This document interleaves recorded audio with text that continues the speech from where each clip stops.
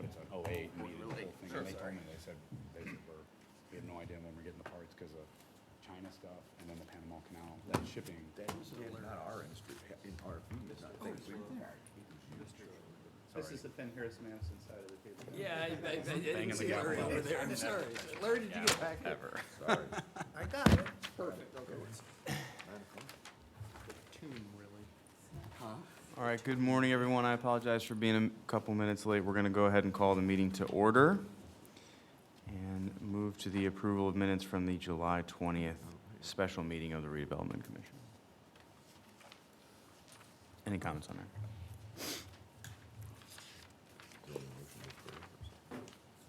Mr. Shallow, since everyone's attendance is here and in person today, we will not have to accomplish this by a roll call vote. Fantastic, thank you. We have a motion on the minutes? Motion to approve. Second. Thank you, Dennis and Jason. All those in favor? Aye. Any opposed? Thank you. Bill, updates. So from the budget side, we've attached both the July and August, since we didn't have the August redevelopment commission. So I just combined the budget narrative into kind of one sheet. What I'd like to call to your attention are the certain things in 4303 regarding project work that we're doing with the Honeysuckle project out in Olive Township, some site certification work we're doing. 4303 also has the EDA broadband grant, and I'll have an update a little later in this meeting, plus some intersection design work at State Road 2 in Larison. 4401, you'll see two pretty large expenditures. That was for the Penn Township Fire Department, and that was $500,000 to move that forward, and then the Elkhart and Western payments regarding the safety improvements we did at Bittersweet. And so those were two kind of big ticket items that popped in the last couple of months. The 500 was from the appropriation made earlier this. Yes. Yep. And so those are the updates for most of the expenses for the last couple of months. If you have any questions, be happy to answer. Questions on budget? Anyone? All right, let's go. Business Development Corporation, Bill. So this is kind of an interesting one for us. Every year, the Business Development Corporation of South Bend sends the county a check for $1,000 to support our efforts for economic development. Beth from Business Development Corporation is on the Zoom with us, and I wanted to thank her for the donation. We've used it in the past for training. We've used it in the past for working with some small businesses, trying to help them coordinate through some processes. So it's a nice little check. It's certainly unsolicited, but very much appreciated. Beth just wanted to say a few words about the BDC real quick, if she could, and. Go ahead, Beth.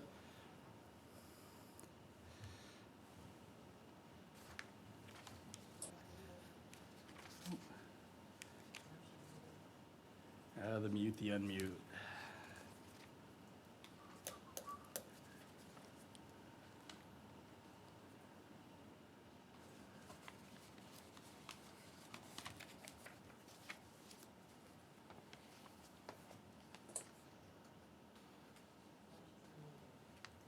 Beth, are you there?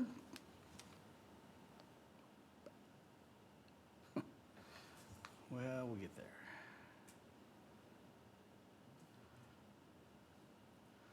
Well, either way, we appreciate Beth's contribution and oh,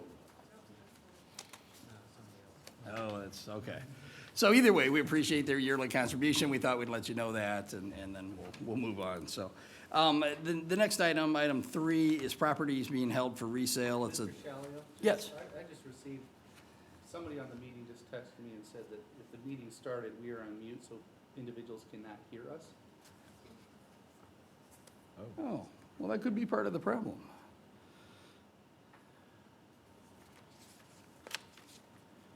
I'm just sharing that information. Mr. Garrett texted that to me. So do we need to start the meeting over, Mr. Woods? How would you like us to proceed at this point? We can be heard now. We should just proceed with the meeting. Okay. So item 3 on the agenda is properties being held for resale. So one of the things that we've been working with as part of this larger property study that we're doing, property project we're doing, is working with the auditor's office to make sure that we properly account for all properties that each of our different agencies are holding. So properties that we're holding for parks, properties that we're holding as public buildings, properties that we're holding for potential resale in the future. So this list that's included in the packet are the properties owned by the Redevelopment Commission or properties that have been purchased by the Redevelopment Commission up through December 31st, 2020. So this is a list we need you to approve, and it's a list we'll need you to yearly approve for the auditor and for our tax audit purposes. So if there's any questions, John Murphy is on the call. However, it looks like he's still trying to connect, so. He's right there, Bill. Well, look at that.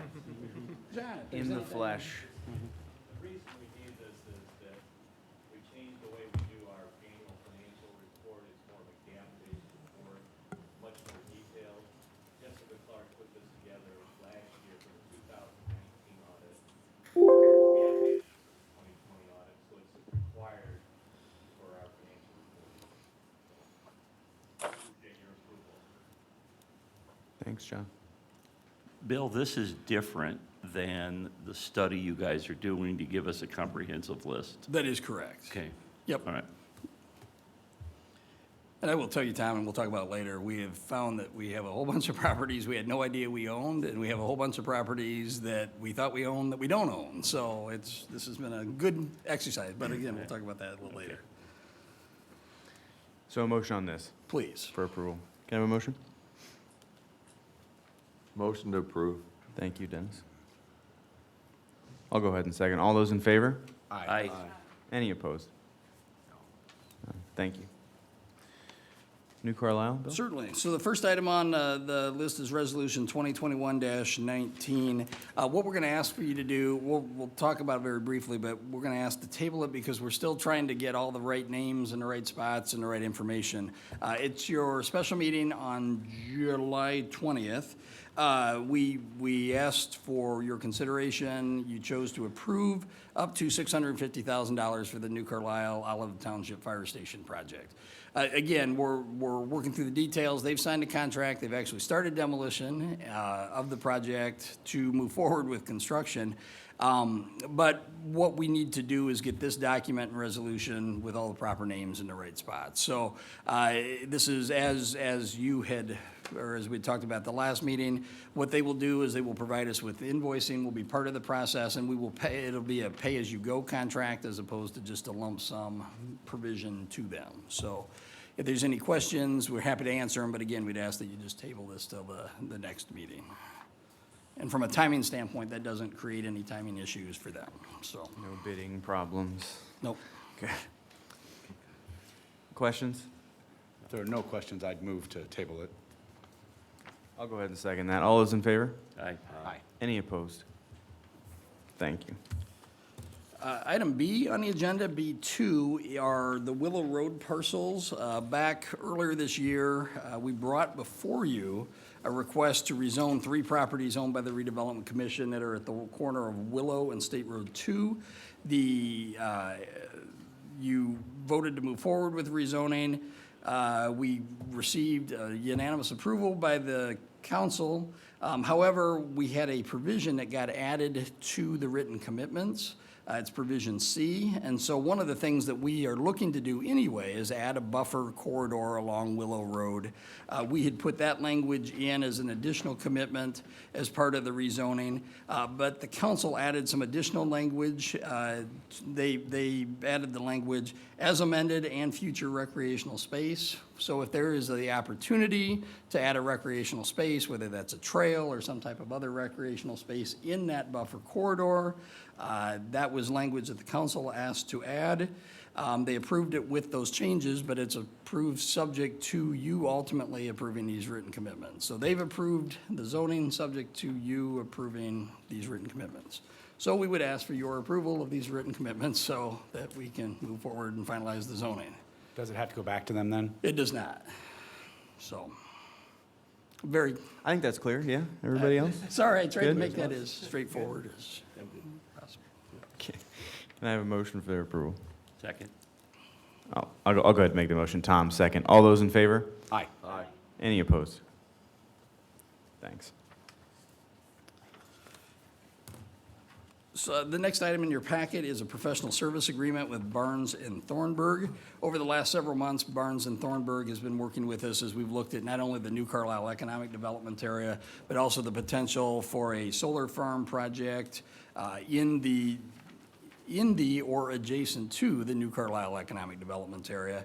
This contract here is for work that they are doing and will continue to do with us, and would ask for your approval of this contract, please. Have we actually talked about what this will be used for? You know, giving them approval to proceed is one thing, but the underlying need of what the work is going to be, have we framed that up yet? So we're, for the legal services or for all of the project? All, the whole thing? So we are in the process right now, and we have an update later on the agenda, but we are in the process of working with the developer to put together the project scope. And the project scope would also include the financing as it relates to the project. So if it is a tax abatement, if it's a TIF district, if it's neither, we're in the process of scoping those. Part of the services with Barnes and Thornburg, as well as Sender and Company and Thorne Grodnick, is making sure that whatever path we proceed down is a path that meets the requirements of the project. So we're in the process at this point in time, the project, and I'll just give the update now. The project is still at a point, we met it with the developer last week in executive session with the council and the commissioners to talk about what the framework of the financing is. The basic structure of a development agreement really is pretty basic. If we end up committing to a financing structure, it will cause this to happen. So whether it's this being the creation of an economic development area, this being the expansion of the existing economic development area, we're still trying to, at this point in time, determine if the council wants to proceed with the project at all from an incentive perspective. And so that's kind of where we are with the project at this point in time. We believe But isn't this putting the cart before the horse a little bit? this legal contract or just the, Well, yeah, paying money to Barnes and Thornburg to scope, to do the legal work around the project we haven't defined yet. so we're, I mean, I defer to Mr. Woods. So the work that Barnes and Thornburg and Senator Company are doing is important right now and necessary, Mr. Bragg, because we're formulating models and working through what a bond issuance might look like, because we're talking about doing this rather as an abatement as through a TIF bond, an economic development revenue bond. B&T is providing, Barnes and Thornburg and Mr. Facenda's office is providing support in helping formulate what that bond might look like, the legalities regarding what we're trying to do. So they're involved in the process now. I'll also mention to the Redevelopment Commission, as part of an economic development agreement that we're still finalizing, but has been largely negotiated, the developer is going to pay $250,000 in an escrow account to pay for the fees of the professionals, Barnes and Thornburg, Sender and Company, and my firm related to this matter. So it's contemplated that this is a successful project, that the fees of the professionals will be paid by the developer.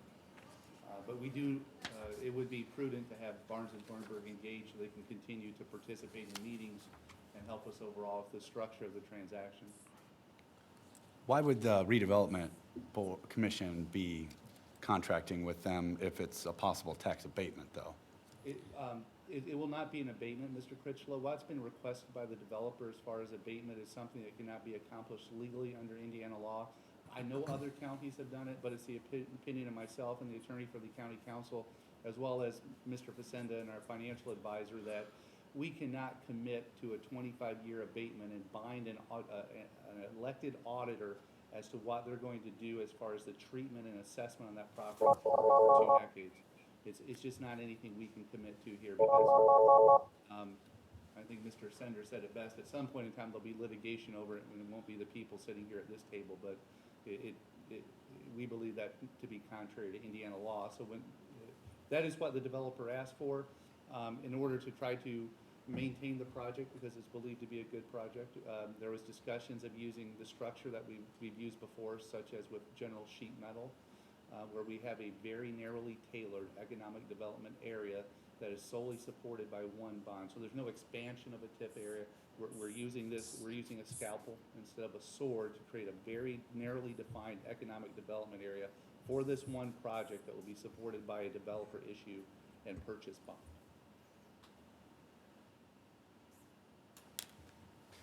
I don't know, this is the first time I've heard of this. It just seems like it's, not that it's not something we're gonna have to do, but it just seems early to me. And I hear what you're Understood, Mr. saying. Gray. I've spoken to some council members, and they do seem interested in the project in general, but I've received some emails from non-elected officials and non-elected entities saying that when we first heard about this project, it's now been sold to a new company. Is that true? Is that something we can talk about here? I think we can certainly address, I can address that. So the project was originally by a group called RES, and it's been sold to Light Source and BP, a split between those two entities. And that's not uncommon, Mr. Critchlow. When we did Energy Center, the Energy Center project, it started dealing with an entity called St. Joseph County Energy Center, which was from New Jersey, and it was later assigned to Toyota and Aries, a combination of those two entities. So when these projects come to completion, it's not uncommon for those to be assigned. We believe that BP purchased, we know that BP purchased not only our project, but others that were being worked on by RES. So it has been assigned to them, which is probably a good sign that the folks with a lot of money like BP and Toyota, when they start coming in, because they have the money to accomplish projects. But it has been, Mr. Critchlow. Okay. So what we would be approving here wouldn't cost the county any money. It would just be choosing Barnes and Thornburg to be the providers of that financial bond work should the project move forward. As well as ancillary work they're doing now in meetings with elected officials and with the developer, talking about the structure of the bond, helping them get comfortable with it, working through what the economics of it will look, terms and economics of it will look like. So yes, if the project comes to fruition, it's anticipated these are monies that will not be paid for by the county. And it's still lots of conversations and decisions that are made by maybe us, maybe other people, maybe other elected bodies before Sure. any of that moves forward. Okay. Several entities here in St. Joseph. There'll be lots of public hearings. I think there'll be at least 5, maybe up to 6 public hearings. That's everybody, that's RDC, Area Plan Commission, Board of Commissioners, County Council, multiple meetings, I think, for all of those, so it's going to be very public. They talk about fees here, but there is no fee schedule assigned. So it's an hourly rate. And what is, the rate's not in here, as far as I can see. If I missed it, I apologize. I don't believe it's in there. Yeah, And is it open-ended, or is it going to be a to not exceed? so right now, I believe it was just set as an hourly rate with a open scope. To be paid by the developer. To be paid by the developer once the development agreement is executed. Up to 250,000. Correct, yes. Up to, 250,000. All of the professional services in total will be paid up to $250,000. Not just the legal fees. Yes, correct. Since you mentioned a development agreement, are there other considerations that are going into the development agreement? Like, they talked about a lot of construction jobs. Would those be local construction jobs? Is that all part of the conversation? So that's all part of the conversation. So the development agreement will have a host of while not following the regular tax abatement structure, a lot of those kind of things, local jobs, local sourcing of services, those kind of things are included within the development agreement. And you guys are working on that with them, I assume? And so, as is the council committee with the 4 council members and a commissioner. So, again, right at this point in time, we're still working through the numbers to make sure the project can move forward. Once we know that we're ready to move forward with a general format of an agreement, then we'll bring everybody in, have the developer in, talk through the development agreement as well as the financing to move things forward. But at this point in time, we really don't have a project yet. so in terms of the timing here, we will pay the bill and then we'll be reimbursed by the developer, or will, We'll be reimbursed out of the escrow that the developer will pay. assuming that Yes. it happens? Correct. And if it doesn't happen, then the Then fee? we're on the hook for We're a on the certain hook, amount of okay, costs. that's where I'm going, all right. mean, I would just say specific to this, I mean, having worked with Barnes and Thornburg in the past in different capacities on specific bond-related development agreements, I mean, they are the subject matter experts in this field, I mean, to a large extent. So having them do it, I think, gives me a good level of confidence, but And understand. they will, pursuant to the terms of the engagement agreement, it's hourly to start with while they do the, what I'll call the warming up work, but once there's a formal project and they start going down the bond path, the agreement calls for them to provide a fixed fee for their services for the issuance, which is consistent with what Barnes and Thornburg has provided for the county. They've done the same thing in the past, I think. County attorney. I appreciate the update. We didn't meet last month, and Nope, that's- I was curious what was going on with it. I don't have any other questions. Any further questions? No? If not, I would entertain a motion for the approval. Motion to approve. I'll go ahead and second. All those in favor? Aye. Aye. Any opposed? No. Thank you. Christopher Burke? So in your packet is a addendum 1 for the site certification and planning assistance out in the New Carlisle core development area for the IEC. Over the last several months, we've been working with developers, we've been working with some of the local businesses in that area, just trying to get a better handle on what we need to be doing to position properties, as well as getting some of our properties just in a little better state of appearance, if you will. So this proposal here ties somewhat to a grant application we'll talk about here in just a moment. What we're looking to do with this agreement is bring Christopher Burke in. They've worked with us on demolition specs, and they actually have another proposal later in the meeting to help us with some demolition assistance on some properties that we own. We, the county, purchased by the Redevelopment Commission, own at the corner of State Road 2 and Larison. The property right now, it's on the northeast corner, has a whole bunch of mini storage mini yard barns, sheds on the corner. Part of the challenge there is where the sheds are located. As we've been working with Cleveland Cliffs and as we've been working with some of the other businesses in that area, they really create some visual impacts for the truck drivers trying to get out onto State Road 2. So we are in the process of canceling the agreement with the shed guy to have the sheds there. But as part of that, then we need to clean the properties up. And Cleveland Cliffs, who has purchased Iron Coat, put up some new signage at that location. So they're cleaning the site up. We need to do some site cleanup. But we've also noticed some dumping on the property immediately north of the corner, so we want to just get it to a point where the sites are a little bit cleared up.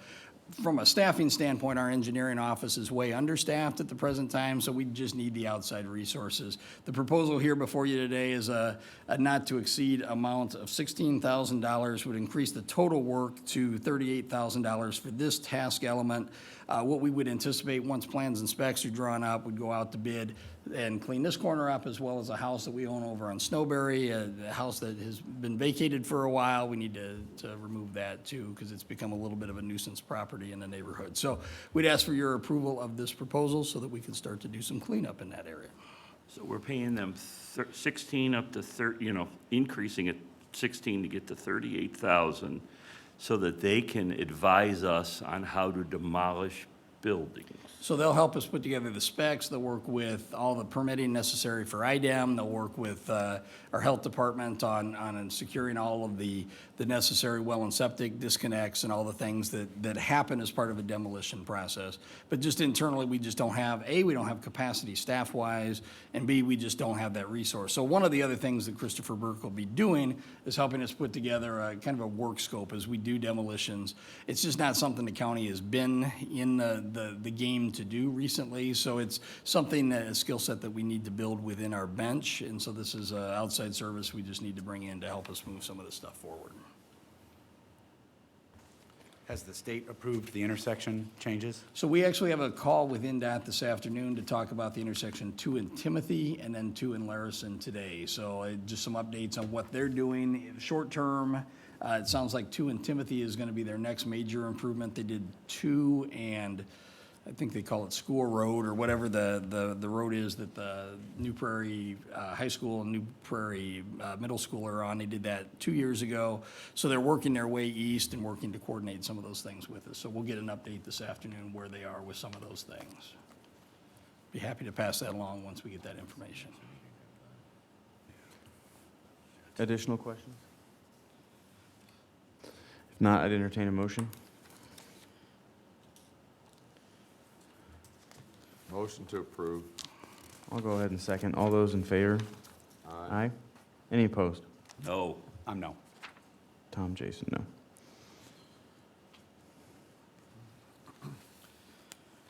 So, next item on the agenda are updates. So in your packet are two updates that we, with some of our partners, the Chamber and some other parties have put together. AEP has provided some grant money. Part of their motivation is to put together development sites that they can provide power to. So in your packet today is IEC Site 2, which is property that we've been working on the corner of Edison and Larison on the southwest quadrant of that area, properties that the council has recently rezoned over the last 6 months. And then what we call IEC Gateway East, and this is including the properties we just talked about, wrapping all the way over to some private properties that are seeing some development opportunities on the northwest corner of Snowberry and State Road 2. So those are just grants. We're just putting those in the packet just to provide you some updates of some of the activities that we're doing. Again, try not to always use our money to do projects, trying to use some other money and some resources. So our partners have been a great asset as we move forward with those grants. We should know more in the next couple weeks. And then the Eda Fiber, the project, at least right now, according to our inspectors, is awaiting inspection. So the fiber has been pulled all the way through. So that's an exciting development. So our inspectors will go out and look. Choice Light has been out a couple times, and they are very happy with the splicing that has gone on, which is very good. That was kind of one of the sticking points, just to make sure that everything is spliced correctly, so that they're getting the proper kind of data flows, basically. So we're moving there. There was a small delay in the project in July.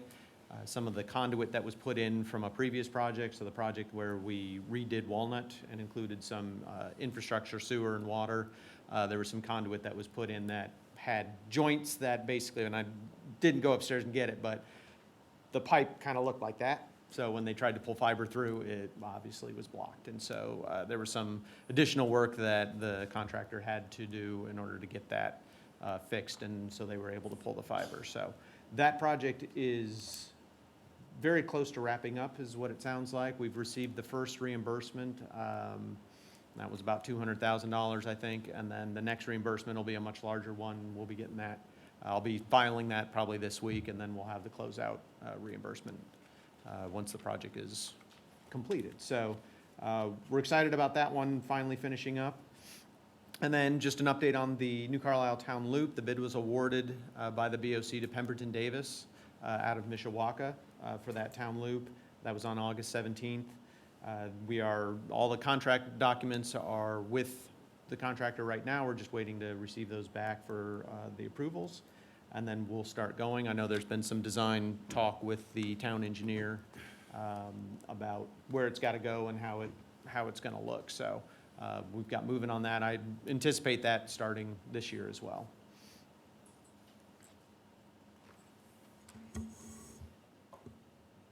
Okay.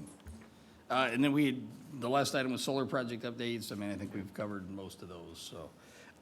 Jumping down into the AM General area, we had hoped to have an update on the Penn Township Fire Station project. We're still working with them on some of their numbers. They provided us some numbers. The numbers really break down still into site work and then a fire training center that's proposed to be on site. They've applied for funding for the fire training center out of our American Rescue Plan Act funds. So we're on hold until we understand if they're going to be locally funded through that project, so we can kind of understand where some of those things fit, so. Do you know what the timeline is on those applications for the rescue? Any I idea? do not. I would imagine we'll start to understand some of that over the course of the next couple of weeks, so. So as soon as we get that, and the Olive Township, we'd wrap both of those up and bring those hopefully to you at your next meeting. Next item on the agenda, this is one of these great American stories. Back 20-some years ago, the county purchased a bunch of properties to move forward the General Motors AM General Hummer project. bought 51 properties. And at the time, everybody came to an agreement that of the 51 properties, 50 of those should be demolished to make a parking lot. The 51st house should be used or could be used for a HR office or a fitness club or an on-site health center or whatever. However, now the property has fallen into disrepair because it's gone through a lack of use and with SF Motors and all the other users on the site. So our new business partners at Electric Last Mile Solutions called and said, hey, you've got a property on our site that, or on your site that we'd like you to remove. It's got critter issues, it's got other issues starting to fall in, and it's a little bit of a nuisance on site. Would you please tear down your building? Part of the problem when you have people that have been involved with the project since day one is they remember that that was a commitment that apparently the county made and said, when you need it down, the county should take it down. So we've been asked to take it down, so there's a proposal for demolition services here to help us put together the specs. It still is connected to water, it's still connected to sewer. There's some utility relocation issues that need to be done as far as a power line that runs directly over the building, so demolition is a little complicated. So we're asking for your approval of a demolition contract, or demolition services with Christopher Burke in the amount of $14,000 to help us put together those bid specs to do that work, and we would ask for your approval. We still own the parking lot? We do. So it's leased to Electric Last Mile Solutions till 2051. Hopefully they're there past 2051 and we can just sell it to them, so. I know we talked about this before, but it's just appalling. It's gonna cost $20,000 to demolish that building, and we're gonna pay these guys $14,000 to tell us to spend $20,000 to demolish this building. There's the demolition companies that do this all the time. They know how to unhook water. I mean, this is lost on me, Bill. We're just wasting money here. Well, this is one of these things where unfortunately, based on a public bidding process, we've got to have bid specs, or in this particular case, quote specs, put together, and we just don't have templates, and we just don't have the staff to be able to do that work to get it done yet this year. I understand. Tom, I mean, trust me, I would love to wholeheartedly agree with you. I have the unfortunate past experience, though, of being involved in some demolition work when I was with the city, and I can tell you that due to various environmental and other utility-related requirements and regulatory compliance issues, any public entity doing demolition, relocation, disconnect work is very burdensome. And at the time, I can recall the city having half the engineering department, if not more, involved in this effort, not only writing the specs, but working with the utility companies to ensure that, everything was done to the correct level of compliance. It truly is challenging work to do. So, I mean, would love to be able to spend the money elsewhere, but personally, I would just have to say I understand the necessity of spending some of these dollars. So, but I wish we didn't have to. But from my perspective, Were they the only, did you send it out for bid, or you just giving it to them again? So we worked with the engineering department to figure out who's been doing the demolition work for us. Christopher Burke has been doing that. So again, one of the opportunities that we have with them doing both projects at the same time is there is the opportunity for some reduced costs. So this is a not to exceed amount. I don't believe we're gonna hit the full value of this, so. Gotcha. further questions? If not, I'd go ahead and make a motion for approval. Can I have a second? Thank you, Shirley. All those in favor? Aye. Aye. Any opposed? No. Thank you, Tom. So we've got two project updates, just want to give you real quick. A couple of, maybe a month ago, we sent out an update, talked about some American Rescue Plan projects that we had filed for with the county, and then some READY grants that we'd applied for as part of the state's READY Grant Fund. Tonight at the council, we have before them a request for $275,000 or $277,000 for funding for the next piece of the water line project on McKinley Avenue. So as part of the fire station, for the Penn Township Fire Station project, we've extended water from Evergreen Drive to just east of the fire station project. There was a significant cost in the next piece of the project to extend from the fire station site or east all the way to Bittersweet Drive or Bittersweet Road. American Rescue Plan, we believe the council will vote favorably tonight for that funds, and then we will begin to do that construction. So that'll complete a water loop out in the northeast part of the Mishawaka Loop, provides better fire service and fire protection in that area. So it's a good win, and it's not our funds doing that work. So I just wanted to pass that update along to you. And then as far as Capitol Avenue, we submitted a Ready grant to the Ready Grant group here locally, South Bend Elkhart Partnership, who's managing that. The trail projects, we had 3 trail project elements in it. We had Capitol Avenue from the bridge north to Jefferson. We had a section along Lincoln Way from Lincoln Way west, or from Capitol Avenue west past Riviera Drive. And then we had a section on McKinley from Capitol Avenue east to just almost to Current. Those 3 diagrams are here in a packet. We've moved to the next level locally of the Ready Grant, and so while not funded by the Ready Grant, we're still in the mix for those funds. All 3 design projects are nearly complete, so they're nearly shovel-ready. One of the things we have talked about, though, is because the next level Trails Grant applications are coming out soon, we may move these applications to that funding request so that we can get these 3 elements funded. But these are 3 pieces of the Capitol Avenue sidewalk project or trail project that we've talked about in the past. Just wanted to give you an update on that, so.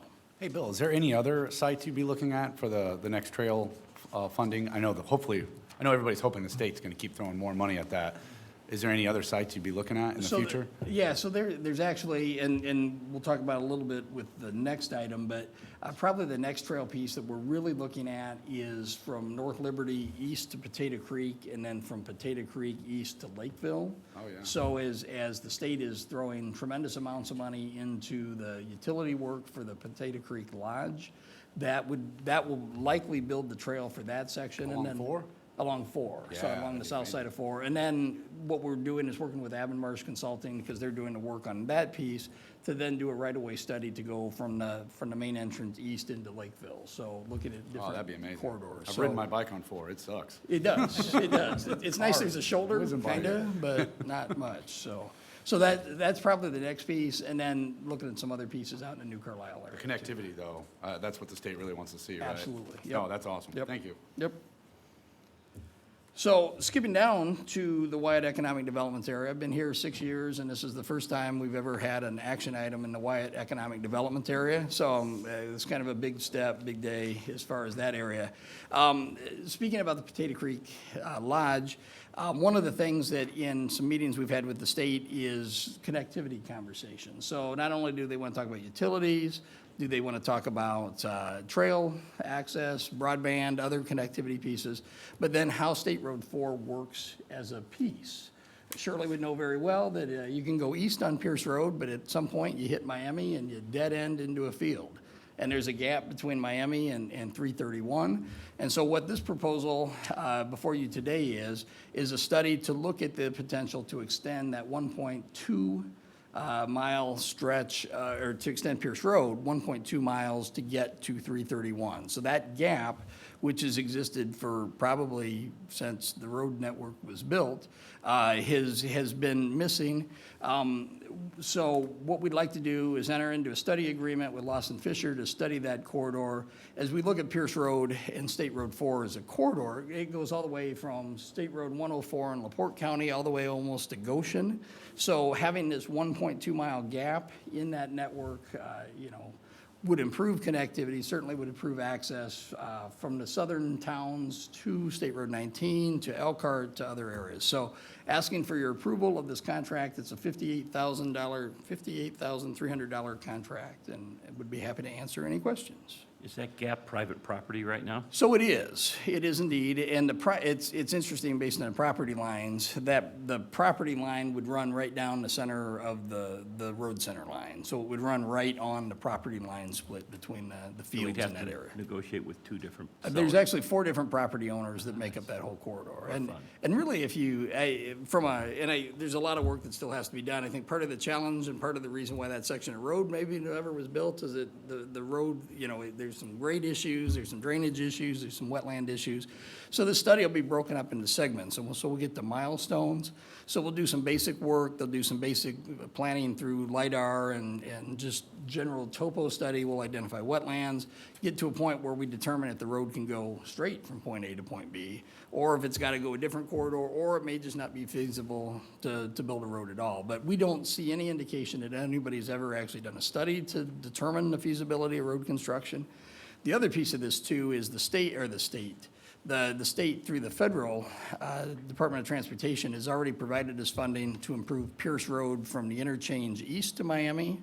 So we will be making improvements. The road corridor will be, hopefully when finished, be very similar to State Road 4 as it exists from the interchange west into North Liberty. So we are doing road improvements through that corridor already. Pierce Road from 331 to the county line is already in pretty good shape. So it's just this one little gap that we're missing. So we just ask for your approval to. I guess where is this coming from, though? Surely, I don't know, is there a lot of people that complain about that? I mean, it seems like there's lots of roads around there. Yeah. It doesn't seem like it's that inconvenient, Yeah, it is. looking at the map, and I'm not down there. Most people that have to travel to Elkhart for work or for deliveries, a lot of our manufacturers that are here that people in Washington, Liberty, Lakeville, they have to take 6. Or they have to come to work and take 5 past 1. So if you open this is gonna take a lot of that traffic that comes from Elkhart, Waparosa, all those manufacturers, and go straight out to 104 to our new bypass. So it's gonna help. I see. Thank you. Was this put out for bid? So the engineering office looked at where it had contracts at this point in time and determined that Lawson Fisher would be the best, most responsible firm to do this project. So no, we was did not not put bid. out to bid, no. It's a Is there a professional. minimum, I'm just curious, is there a minimum amount that we have to send contracts out? So for professional services such as engineering services, you do not have to bid those. Mr. Okay. Those can be. Thank you. Well, they did do a study back 50 years ago, or Well, I'm only 48, so I can only account for that, so. they decided there was no way they could put a bridge in that area because they went down 120 feet and there was no bottom. But with the technology today, we've seen, I think they got the technology to do it. Okay. Further questions? If not, I'd entertain a motion. I'd second. Motion is second. All those in favor? Aye. Aye. Any opposed? Thank you. The last item on the agenda is a proposal for you today to talk about Old Cleveland Road improvements. And Old Cleveland Road is the roadway, so in the city limits, it's called Nims Parkway. As soon as Nims Parkway ends, it becomes Old Cleveland Road, and then it becomes really Old Cleveland Road between the end of development and Poppy Road. So what we're talking about is from Poppy Road to the Mishawaka, or to the South Bend city limits. Several years ago, the Redevelopment Commission created the Northwest Cleveland Road Economic Development Area as part of General Stamping and Metalworks development.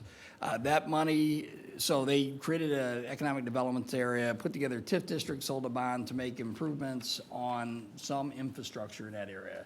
There were some basic road improvements, there were some utility extensions done to that site. And so we have a bond that extends out another 15 years, I believe, to pay off that bond. But because General Stamping and Metalworks has been so successful, they're creating surplus increment. And so that surplus increment, we can't pay down the bond early. So the question is, what do we do with that? So earlier this year, we did a contract with DLZ to study Brick Road or Olive Road, and then intersection improvements at Nims Parkway and Olive to look at signalization if that was needed based on additional development in that area. We do know that Holiday Corporation is interested in doing some development in that area. We also know that General Stamping and Metalworks is looking at a second building on that site, actually just west of Dam, which is the north-south road that connects into the tire rack site. So there is the opportunity for a lot of additional truck traffic on that road. So in working with Holiday Properties, and Paul Fair in particular, and Paul's here today, we've looked at a structure where we do the road improvements that need to be done, do road improvements down to Poppy Road and fix that really country road section of road, not improve it to such a point that the truck trucks will use that area. We want to keep trucks going east to the bypass and east to US 20 down Olive, but we need to make some basic road improvements in that corridor anyway. So what we're proposing is a structure where we use surplus TIF, create a financial mechanism to do those road improvements to get them completed, get them designed completed in such a way that when the new building or buildings are open, the road improvements are in place. So we're not having new development, then coming back and doing road improvements. So Holiday is interested in partnering with the county in this. We bring this to you to get your temperature on the project. We think it's a great way to use existing county money that we're gonna use to improve Olive Road and Poppy Road anyway, or Old Cleveland Road, I'm sorry. Old Cleveland Road and Poppy next year, as well as just use the surplus TIF to make these improvements. So if there's any questions for me, I'm happy to answer them. If there's any questions for Paul to find out about what he's looking to do, again, Paul Ferris here, and we'd be happy to answer those questions. When you say partnering, I'd like to know a better sense of what that actually means in terms of dollars and cents. Certainly. So part of the challenge is that we've looked at that it would be complicated to do a second bond in that area. So we have one bond, and then how do you bring in a second bond to pay for that? So one of the things we've looked at is the opportunity to have Holiday pay for additional cost above the surplus amount that we have or will have at the time we do the project, and then do a reimbursement agreement. That's one structure. I think there's some other structures. We're working with Mr. Woods and Mr. Dalton to look at some mechanisms on that. But basically, there's not a whole lot of gap, but there'll probably, depending if we have to have the road improvements done in 2023, there will be a gap of lack of resources. Approximately how big will the financial gap be? We're looking at somewhere between 40 and maybe 100,000. And so, but with surplus TIF, new development, that increment should be able to be paid off fairly quickly, so. We're So they'll generating bankroll about it. 35 to 40,000 a year in surplus, I believe, presently. So, I mean, there's the opportunity to pay that back pretty quickly. So what is the need, I guess? You want trucks still going east? We still want trucks going east. Right now, if we have development on the south side of the road, there's no center turn lane, there's no stacking area, there's no XL, decel lane. So there's some some work the developer would be required to do anyway. But there's additional work that, because of the scope of the work, because of the amount of work, we would typically get involved with from a TIF perspective. But it's just one of these where there's just not enough TIF to make those improvements in a timing pattern enough to get them done so that everything can be done at the same time. I mean, it all seems to make sense. The only note I would have is, again, I ride my bike everywhere around here, the county. There's a lot of nice neighborhoods back there. I assume you guys would, they would probably freak out a little bit if you start turning that into a 4-lane. Right, so road. that's why the improvements would stop at the west side of the industrial area, and there would be a gap where it would return back to its 2-lane section into Poppy Road. You So, probably already know this, but probably a good idea to make sure that they all are aware as you move forward with it. as part That's of, my only so thought. these properties all will have to go through a rezoning process, so there's There'd be ample plenty of public opportunity. Yes, yep, Makes sense. yep, thanks. I mean, anytime you can partner with a developer on, that kind of anticipatory infrastructure, it's helpful, because you're not delayed an extra 2 years, and things can actually get on the ground when they're supposed to be. Yes, ma'am. We have go ahead. Andy, Commissioner Yep. Costello? Ms. Prey-Watts, what's your concern?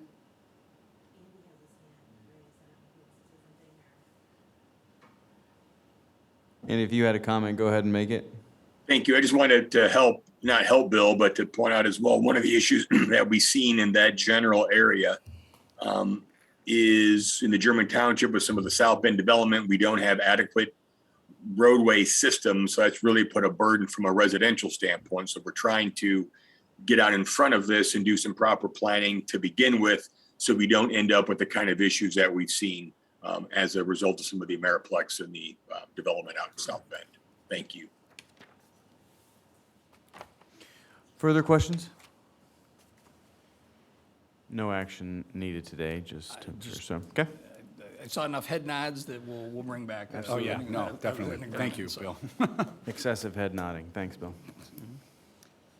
So the last item, additional business, is the property update. We're still working through that. We are in the process right now of reviewing what we believe are the right-of-ways. So as we have bought property over the years, a lot of those properties are tagged to right-of-way acquisitions for projects. We have probably 212, I think, that we still need to determine if they were purchased for right-of-way and needed to be dedicated as right-of-way, or if they're property that was surplus that can be sold. So for example, on Gumwood, when we made improvements from the Mishawaka city limits up to the roundabout at Brick, there were two properties that were purchased originally as drainage parcels on the west side of the road. We ended up not building drainage on those parcels, so those are properties that can be sold. So it's trying to figure out, you know, what is and what isn't still necessary. So we're still culling through that list. We were hoping to have it done for this meeting, but we're just not there yet. But we will have, for the October meeting, we will have a master report. We had thought that was gonna be available, but we will have that. We have found some very weird anomalies on our property. And what we found is that in some cases, we're mowing stuff we haven't owned in years, and we're not mowing stuff we've owned for years. So that's been the other thing. We're trying to balance our resources with the properties that need to be taken care of, so. but So we- we'll have the answer next month. I believe we will, so, and what we found is we don't really have that many surplus properties, but we do have some. So they're, and just in some weird places, so. Any further questions on that? Are you good, Bill? Anything Yep. else? No, I think we're good. Sorry, we had a packet that was a little bigger Yep, than usual. little thick, I hope that's fine. nobody tried to print it at home, because that would have been a hog. Maps are helpful. All right, we'll go ahead and move into public comment. If you have any comments, please go ahead, state your name and address for the record. And there is a 3-minute time limit. Thank you. Good morning. Dan Caruso, 305 Compton Street, New Co-op. I just want to bring up the solar issue that was spoken about here this morning, but I just wanted, I was glad to hear that I was aware, and I'm sure the public, a lot of the public is aware, that there's going to be a lot of debate on this solar issue in New Co-op. As a town resident, I get around in the community a lot walking my dogs. I speak to a lot of people. And save one, I can say everybody is for solar over there. I'll get to the one in a minute. They love solar. When you bring up the idea of creating a TIF district or giving an abatement to bring that solar in, they are 100% against it, even that one. Now, that one, he's not, I spoke to him in hometown days. I asked everybody first question, how do you feel about this possible solar project coming in? And everybody said, you know, I'm really interested in solar, except this one person. He says, I hate it. I said, why do you hate it? He works at Gavilon Grain. He's looking at possibly losing his job from the acreage that those panels are gonna go on there between 20 and Otten, between Spruce and Tamarack. A lot of grain comes in to Gavilon Grain there that they process. How many jobs will be lost within Gavilon? Undetermined, but you can be sure there's pickers, there's truck drivers, there's downstream jobs that are gonna be impacted if you cover up this prime farmland with solar panels. And to think that whoever is going to develop, bring in this development, BP, the spokeswoman from Res, who indicated, why should they pay full tax? You pay the base tax in property tax, but any improvement on the property gets rolled back into the TIF. And she indicated, why should we pay tax on property, on our improvements into your local entities like your schools and libraries and fire service? Because we're only gonna have 1 to 3 employees. And they won't be using your schools, and they won't be setting fires, and they won't be shooting guns. There's only 1 to 3 of them. How many jobs are we gonna eliminate? We've been looking at creating jobs. We're admitting right now, we're going to likely eliminate jobs by going forward with this solar project. I don't plan on running around the neighborhood shooting off guns. I'm not gonna be using those public services. Can I get that abatement too? Can I get that money back too, since I'm not using the service? If whoever comes in and develops this solar project in our area doesn't want to become a part of the community as a whole, contribute completely like I do, go somewhere else. We don't need you. You're the one that wants to use us. Why do we have to offer them an incentive to bring their product into our area and get some advantage that I don't have, that I don't want? I understand why I pay these taxes. I'm a part of the community, and anybody coming in here with their business, particularly British Petroleum, asking for whether they're just being offered or whether they're actually asking for some sort of an incentive to locate here is just beyond me. I just don't understand it. Anyways, everybody have a nice day. Thank you. Any further public? I would note, Okay, I would note that there, and I can't read it from here, so I'll try to read the one over there. There is a note from Martha Ray that says, on the fiber, do we know who will be the provider of that service yet? And that's from Martha Ray at 29-something. 360 Lynn Street, New Yes, Carolina. thank you. So the provider for the fiber, so Choice Light provides the dark fiber. The actual provider for residential services will be Surf Broadband, who's done a lot of work in northern Indiana and into Michigan as well. So, and they've got a pretty aggressive plan to hook up residential all through New Carlisle. And so that is going to be off the backbone that we create with the New Carlisle Town Loop. And then that'll go. But they do have a website. I don't have there's a link, and I can maybe post that somewhere if you want to just give me a call or send me an email. There's a link that will put your name on the list for Surf Broadband to contact once the services are available in your area. Further public comment? I would note that we do have a lot of things to sign, so if we could get you all just to stay for just a second, we'll get those signed, please. Seeing none, I ask for a motion to adjourn. Before we do that, could I ask a question? Go ahead. And this is my ignorance on a lot of this stuff, but as you can tell, I'm a little concerned about a lot of these professional service agreements that we have. They seem to be given away to the same people without any bidding, and it's not a reflection on the quality of the work. But I think we have an obligation to make sure that the money we spend is the least amount of money we spend for the most value we can get. It's our obligation to the taxpayer. So my question is there anything we can do as a redevelopment commission to talk about having an amount of money from which above it we have to get quotes rather than just doling these things out? I don't know what the rules are on this, but I'd like to at least bring it up and ask the question. So a cap, is that what you're? Well, just say any bid that's going to be more than X, okay, will require a bidding process. Right. That's all. And I'm just throwing it out there. Could be good homework for our council to maybe look and see if there's policies, there's policies that the commission can enact or discuss, maybe. Okay. It's done at the council level, Jason?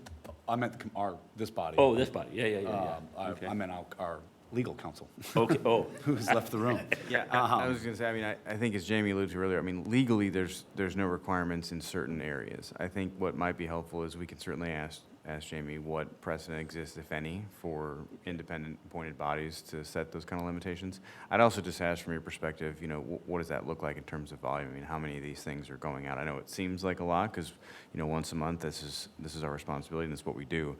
But just from an idea, maybe just a range of where our contracts fall, you know, in just kind of big bucket terms. Yeah, well, and again, I think what we also like to do is we're part of the Department of Infrastructure Planning and Growth, so we've got our planning and our infrastructure team. We try to look at where contracts are, where workloads are, and where some of those things are. So we try to balance some of that out with it too. So if a lot of work is going one direction, you know, where are they in the scope of work? A lot of the things generally that we do are those, I mean, we're not necessarily doing road design, we're not necessarily doing some of the higher level engineering projects out of these things. So, I mean, our range is anywhere usually from 5 to, I mean, today we did a $58,000 agreement, I guess. So that's a little bit more on the high end of some of the things that we've done. But we can certainly look at that. We'll have a conversation with Jamie and talk about, you know, just if there's a precedent, if there's a process. But generally, again, I haven't done this for 20-plus years. Generally, it is professional services, one of those that you try to use the best team for the work you can because you know that they can get it done at the least cost. But we can certainly have a conversation about that. So what we Thank you do for try to looking do into is that. keep that in St. Joe County. I mean, that's what we really like to do is keep the work here in the county. I think you do a good job with that. Yeah. So, And then maybe the timeline, like what would the downstream effects be of a bidding process? I mean, that probably should be part of the conversation as well. Yep. Both things. Time lost, opportunity cost. absolutely. It's a good suggestion. Yeah, great idea, Tom. Can we go now? No, I'd not entertain a yet. motion to adjourn now. Anyone? I make a motion. Thank you, Shirley. I'll second. All those in favor? Aye. Aye. Any opposed?